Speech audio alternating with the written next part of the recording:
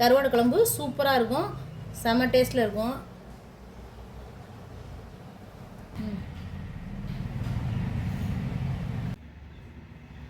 இன்றைக்கி கிராமத்து ஸ்டைலில் எப்படி கருவாடு குழம்பு வைக்கிறதுன்னு பார்க்கலாம். கருவாடு எடுத்திருக்கேன். இன்றைக்கி ஒரு 100 கிராம் அளவுக்கு 2 பீஸ் இருந்தால் போதும். கருவாடு இது மாதிரி கருவாடு வாங்கி வச்சுருக்கேன். அதுக்கு தேவையான பொருள் பார்த்துடலாம். மொச்சக்கொட்டை ஒரு 1/4 கிலோ அளவுக்கு மொச்சக்கொட்டை ஊற வச்சுருக்கோம், அது எடுத்துருக்கோம். அதே மாதிரி 1/4 கிலோ அளவுக்கு பிஞ்சு கத்திரிக்காய், இந்த மாதிரி முட்டை கத்திரிக்காய் மாதிரி போட்டுக்கணும். கத்திரிக்காய் அதுக்கு தேவையான பொருள் பார்த்துடலாம். தக்காளி 2 தக்காளி பொடியாக கட் பண்ணி வச்சுருக்கேன். சின்ன வெங்காயம் 100 கிராம் அளவுக்கு சின்ன வெங்காயம், ஒரு 20 வெள்ளைப்பூடு உரித்து வச்சுருக்கேன். கருவேப்பிலை ஒரு 2 லெமன் சைஸ் அளவுக்கு புளி இப்போ ஊற வச்சுருக்கேன். அதுக்கு தேவையான மசாலா பொருள்: மல்லித்தூள் 2 டேபிள் ஸ்பூன், மிளகாய்த்தூள் 1 டேபிள் ஸ்பூன், மஞ்சத்தூள் 1/2 டேபிள் ஸ்பூன், உப்பு, ஜீரகத்தூள், மிளகுத்தூள், ஒரு 50 மில்லி அளவுக்கு நல்லெண்ணெய், செக்கில் ஆட்டினா நல்லெண்ணெய் எடுத்துக்குவோம். இப்போ ஃபஸ்ட்டு அடுப்பில் கடாய் வச்சிட்டோம். கடாய் நல்லா சூடாகட்டும். இன்றைக்கி வந்து இந்த கருவாடு குழம்பு எங்கள் அம்மா தான் வைக்க போகிறாங்க. கிராமத்தில் அவங்க தான் அதிகமாக வச்சுருக்காங்க, எனக்கு அந்தளவுக்கு தெரியாது. அதனால் இன்றைக்கி எங்கள் அம்மா ஸ்டைலில் எப்படி எங்கள் அம்மாவே குழம்பு வைக்கிறாங்கன்னு பாருங்கள். ஃபஸ்ட்டு சட்டி நல்லா காஞ்சிருச்சு. செக்கில் ஆட்டினா நல்லெண்ணெய் 50 கிராம்.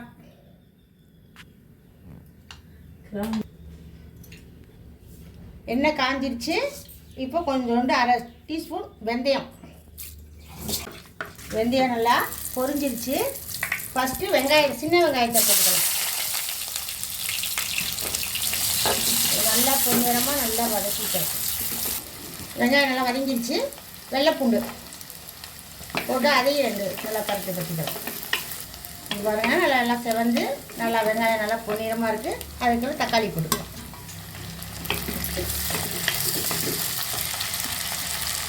கருவேப்பிலை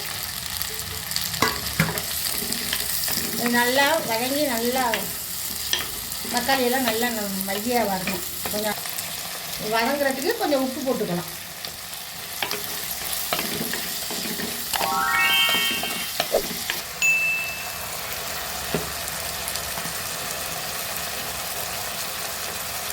வதங்கிடுச்சு. இப்போ நம்ம கத்திரிக்காயை போட்டு அந்த எண்ணெயிலே நல்லா வதக்கினா கொஞ்சம் நல்லா எண்ணெய் காய் கத்திரிக்காய் நல்லாயிருக்கும், சூப்பராக. அதுக்கு தேவையான மசாலா பொடியெல்லாம் இப்போ ஒன்றா போட்டு கிண்டிக்கலாம். போட்டு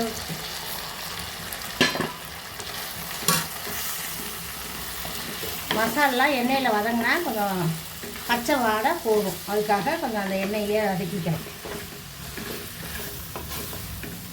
கத்திரிக்காயோட சூப்பராக இருக்கும் கருவேப்பிலை. இதுலேயே சொல்லுவோம். இப்போ இதுலேயே அந்த பச்சை மச்சை உரித்து வச்சுருக்கோம், கழுவி அதையும் போட்டுக்கலாம்.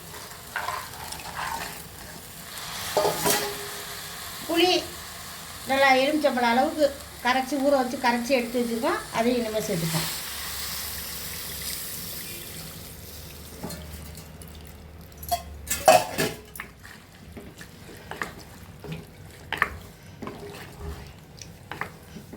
அப்படியே பாருங்கள், அவ்வளோ நல்லா இதாக இருக்குன்னு எல்லாம் வெந்தோடனே குழம்பு சூப்பராக இருக்கும். நாங்கள் கொஞ்சோண்டு தேங்காய் ஊற்றுறோம். உங்களுக்கு தேவைன்னா போட்டுக்கலாம், இல்லைன்னா வெறும் இதாக போட்டுக்கலாம். தேங்காய் இப்போ கொஞ்சம் சேர்த்து போட்டோம்னா சூப்பராக குழம்பு கொஞ்சம் நல்லாயிருக்கும். அது உங்கள் சைஸுக்கு தேங்காய் சேர்த்துக்கிறது. எல்லாமே கரெக்டாக போட்டாச்சு. காய் நல்லா வேகட்டும், மூடி வச்சிடலாம். கிட்ட போட்டு ஒரு 10 நிமிஷம் கழித்து திறக்கும். கருவாடு நீல கருவாடாக இருக்கனால இல்லை செலாம்பு இருக்கும். அதெல்லாம் கொஞ்சம் ஊறினோன்னே அப்படியே தேய்ச்சி எடுத்துகிட்டு இந்த குடல்லாம் நல்லா சுத்தம் பண்ணிவிட்டு வச்சுக்கணும்.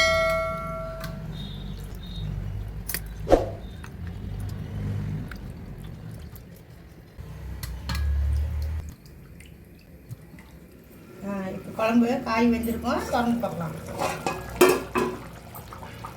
பாருங்க, நல்லா எண்ணெயெல்லாம் நல்லெண்ணெய் ஊற்றினது பிரிஞ்சு வந்துருக்கு. காய் பாருங்கள், காய் நல்லா வெந்துருச்சு. பாருங்கள், இந்த மொச்சக்கட்டெல்லாம் நல்லா வெந்துருச்சு.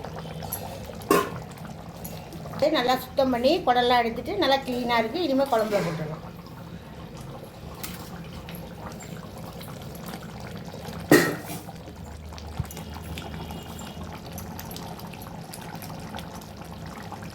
குழம்பு போட்டாச்சு. ஒரு 5 நிமிஷம் நல்லா கொதிச்சோன்னா இறக்கிட வேண்டியது, அவ்வளோதான். ஒரு தட்டை போட்டு ஒரு 10 நிமிஷம் மூடி வைக்கணும்.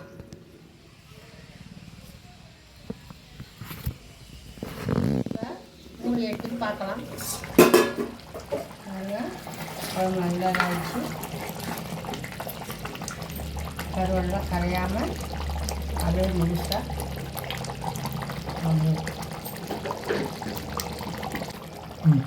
இங்கே பாருங்கள், நல்லா குழம்பு நல்லா சுண்டி நல்லா தாதான்னு வந்துடுச்சு. இந்த கருவாடு வாசம் சூப்பராக இருக்குது. கருவாட்டு குழம்பு சாப்பிடலாம் வாங்க.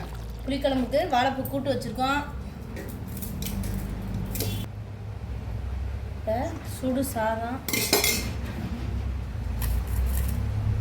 இது பேபிகார்ன் சில்லி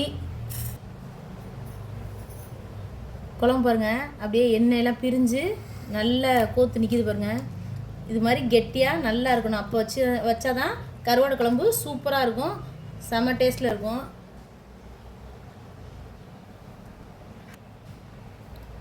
கருவாடு, இந்த மொச்சக்கொட்டை, கத்திரிக்காய் எல்லாமே போட்டு சாப்பிட்டா அவ்வளோ அருமையாக இருக்கும். இந்த வீடியோ உங்களுக்கு பிடிச்சிருந்தா லைக் பண்ணுங்கள், ஷேர் பண்ணுங்கள், மறக்காமல் சப்ஸ்கிரைப் பண்ணிடுங்க. தேங்க்யூ ஃபார் வாட்சிங்.